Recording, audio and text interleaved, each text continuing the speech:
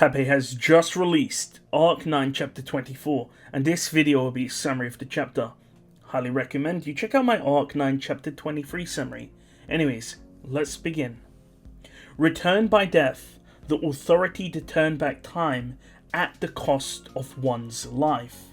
Despite the interference of the Witch of Envy, Subaru threw his life over and over again to overcome many challenges. It wasn't just once or twice. Just by his memories, Subaru had died more than 10 times.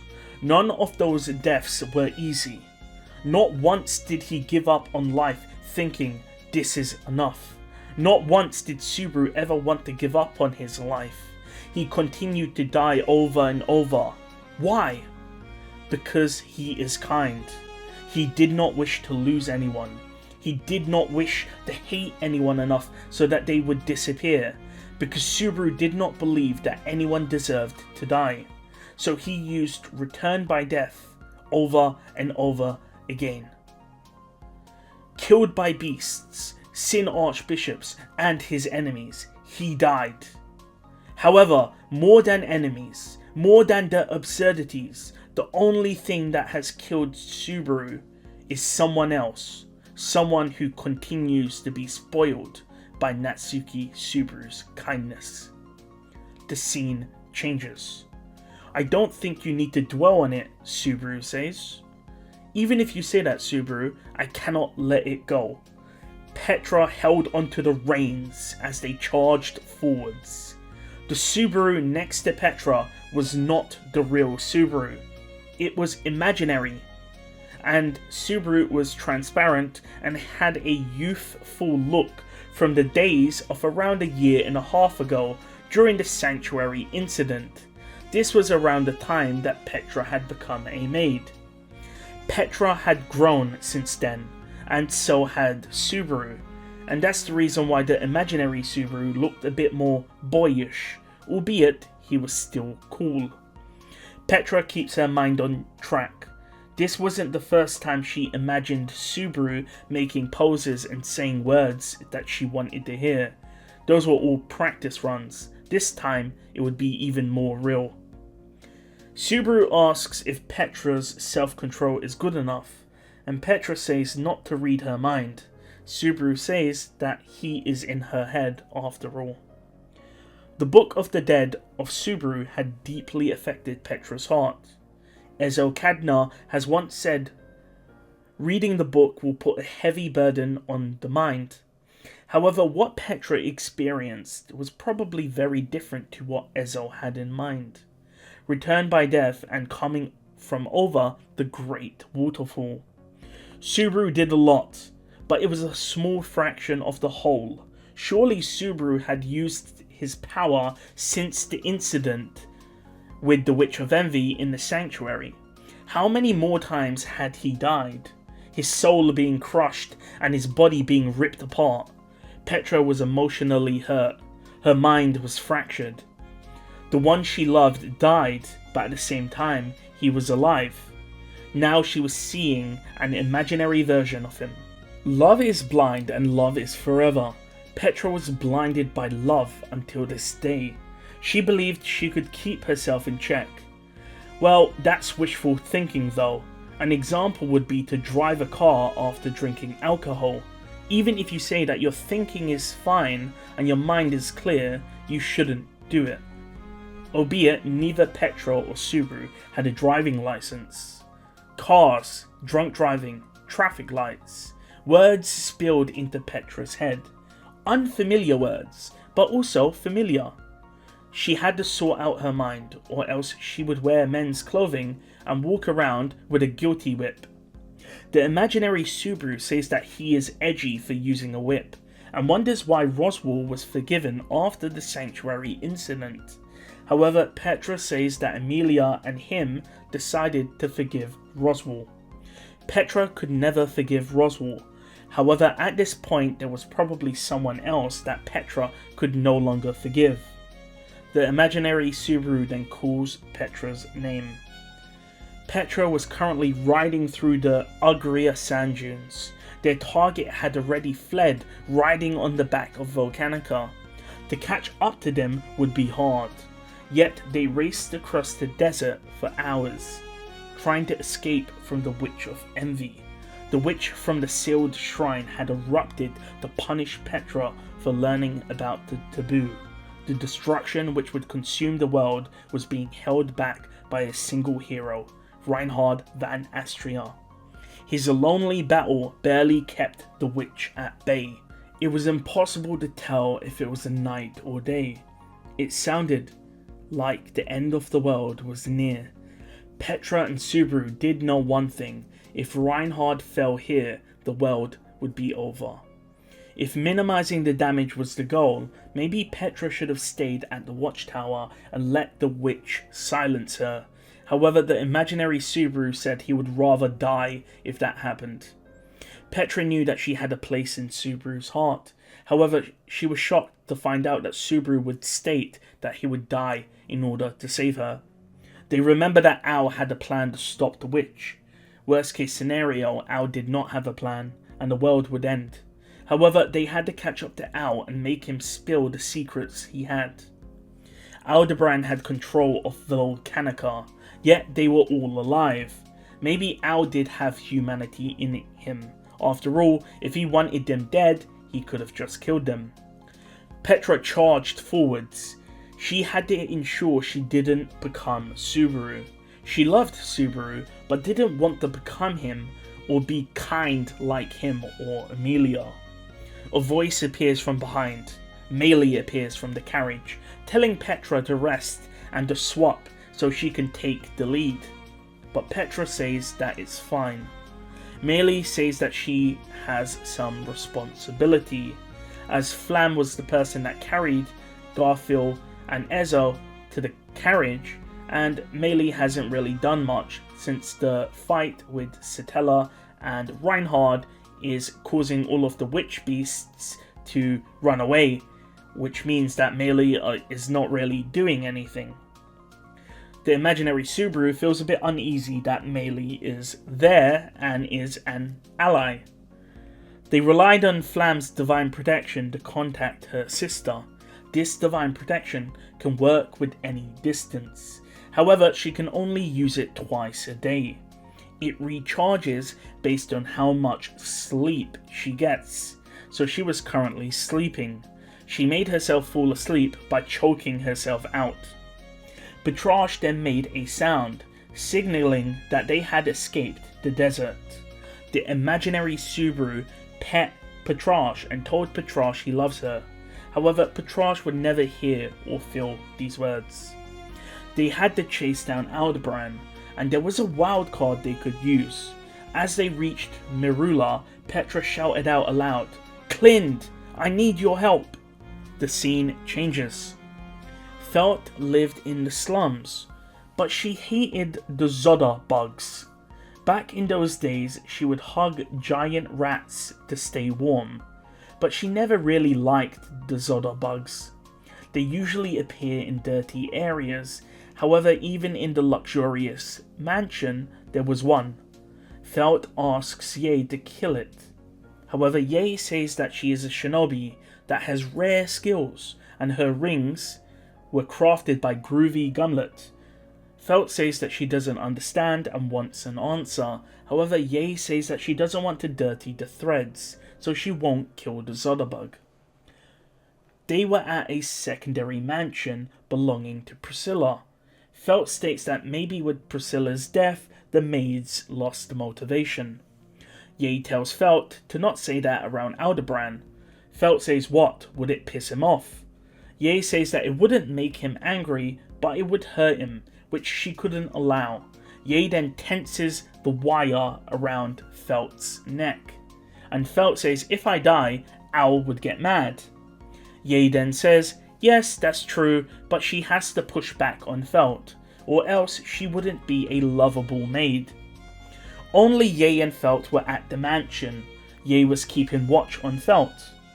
Ye says that she doesn't like using threads on pretty girls. Felt says that she doesn't like being called cute or pretty and she's counting. Ye asks, for what? Felt says that she'll kick Ye's butt that many times. At this point, Felt was going to kick Ye 3 times in the butt. The rest of them also had a tally, Heinkel, Volcanica, so on and so forth. Felt always repaid debts or favours, no matter what. Heinkel was with the dragon Owl. Since the divine dragon was huge, he couldn't be in the royal capital. Ye then jokes that maybe Heinkel will attack Dragon Owl to get some of the blood. Felt then asks if the blood from the dumb dragon would actually work. Ye then says that Owl plans to keep his promise, so it should work, saying that the dragon's heart will be used for Heinkel's wife. Felt, of course, doesn't like this. Felt indeed did want to help, to save Reinhardt's mother, but she wanted to use a different path. Ye is shocked that Felt wants to help Reinhardt's mother. Felt says that when they eat, Reinhardt usually sits next to her. Felt says that since Reinhardt is always in her line of sight, if it was replaced by someone better looking, the food will taste better. Ye gave Felt some sandwiches to eat, and Felt asks if Owl is serious about breaking a Sin Archbishop from prison. There were currently 2 archbishops in the prison, Wrath and Gluttony. Felt states that she faced a cousin or brother of Gluttony in Pristella, and also his little sister, alongside transferring Wrath to the prison. Thinking about all of this, Felt says that Owl is nuts. Ye then confirms it, saying that Owl is insane, and Felt, of course, agrees. And understand, using the witch for Reinhard, I understand that, but why does he need the archbishop? That's what Felt asks. Ye says that it's probably because Owl needs him for his goal. However, Felt isn't the one that just looks for answers. She needs to dig for them herself. Felt realizes, oh, Owl probably needs the authority of Gluttony. As Felt surmises that, she continues to eat her sandwich as she watches the Zotterbug in the corner. The scene changes. In a dark and suffocating place, the one sealed there was in a black coffin meant to sever one from the world. Sorry about that, I had a lot of pent-up stress, Owl says as he leaned against the wall. On the floor was the defeated Sin Archbishop, made to lick the floor. The cell looked like a war zone. Owl says he didn't want it to come to this, but Roy immediately attacked him. Roy, face down, spread out like a starfish, says it's funny that he, who is starving, is being expected to wait. Owl says in the Showa era, the community would discipline kids. However, this is Lagunica. However, Owl says that maybe beating him this badly would still be considered child abuse. All of Roy Alphard's limbs were broken. After all, he was a Sin Archbishop, so this was the amount of risk management which would be required. Owl mentally ends his count at 6,022. That's how many times it took to discipline Roy Alphard. Owl mutters that he's shocked that he had to run a trial and error like he did with Reinhard. Gluttony, who could use the skills of those he had eaten, had hundreds of skills, meaning that whenever Owl overcame one ability, Roy would just simply swap to another. However, since Owl had 130,000 battles of experience with Reinhard, it didn't take him too long to beat Roy. Owl says that Roy was captured after his fight at the tower, stating he put up a good fight despite being injured. Roy says it's the first time that he's been shot down, saying if Mr. Helmet wants to console him, there's a way to do that. Owl says that binge eating and drinking isn't good to do. Owl then looked at Roy's eyes. Owl could see that Roy had an immense hunger. However, there was no sympathy. The witches and the Sin Archbishops, chosen by the witch factors, were abnormalities from birth. Ao tells Roy he is in Lagunica and states that his other half is. However, before Ao can finish, Roy says he's dead. Roy says he cannot feel Lai's witch factor anymore. Also, Roy states despite being sealed away in the black coffin, he could still sense the outside world. Ao was surprised about sensing the outside world, and he kept this piece of information in his mind. Roy then flips himself over, so now he's on his back in a starfish pose. Roy says he remembers Ao is a royal candidate's knight, meaning him breaking out Sin Archbishop would tank his princess's reputation. Ao then tells Roy to think before he speaks. Roy says that he figures maybe Ao is spiraling if the princess died, and now Ao wants to take it out on the world. Ao then stomps on Roy's broken shoulder. If Ao didn't need an archbishop, he would have happily thrown Roy over the great waterfall. Roy says relying on him means that Helmet Guy is driven to a corner. Ao says he wishes he knew Roy's parents so he can learn how to shut him up. Roy asks birth parents or foster parents. For his birth parents, his mother died during childbirth, dragging their little sister with her, and their foster parents wouldn't like Ao. Aldebaran moves next to Roy, and Roy asks if the helmet dude will torture him, saying that he's used to torture. Ao says he won't. Ao bites the tip of his thumb so it bleeds. With the bloodied thumb, he puts it against Roy's skin. Roy says even Sin Archbishops would blush at this kink, before asking if he wants them to bring down the kingdom. Ao says that Roy could probably do that alone, before saying that he needs Roy to eat someone, and he won't take no for an answer. Roy says that makes sense since that's the only thing he does anyway. Ao finishes his seal is a pact curse. Roy asks if he learned this from a crazy sorcerer. Ao says he did learn it from a mage, the greatest in history, albeit they had a crap personality. Roy then asks for the terms of the pact, and Ao says if he eats anyone without Aldebaran's permission, his soul will burn and he will die. Ao then picks up Roy and says that they need to meet with Ye and Felt. As Ao escapes from the prison, Roy spoke up. The place was supposed to be sealed from the world, and yet there was a Zoda bug. Roy says that nothing can sneak in, not a mouse or a bug. Ao realizes that something is wrong. Ao runs, dashing out of the prison tower, realizing that they might know that it's been broken into. A voice calls out to him, "That's enough." It was cold. Snow was falling. A lone woman stood across the courtyard, walking towards Ao, stating to give Subaru and Beatrice back.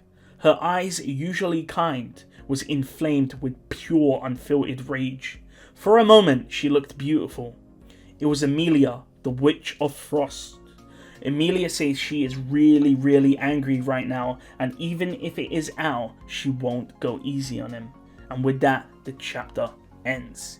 So for those wondering, Roy finally confirmed that Rui was their sister, and Rui died when she was very, very young, which is the theory, by the way.